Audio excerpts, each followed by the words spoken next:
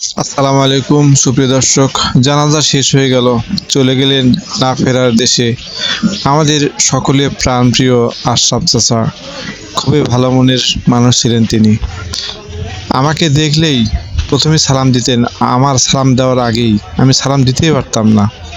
আজকে তিনি চলে গেলেন মহান আল্লাহ তাআলার ডাকে সাড়া দিয়ে। আমার জানা মতে শব্দুল বাজারে কারোর সাথে ঝগড়া বিবাদ দেখি নেই তার।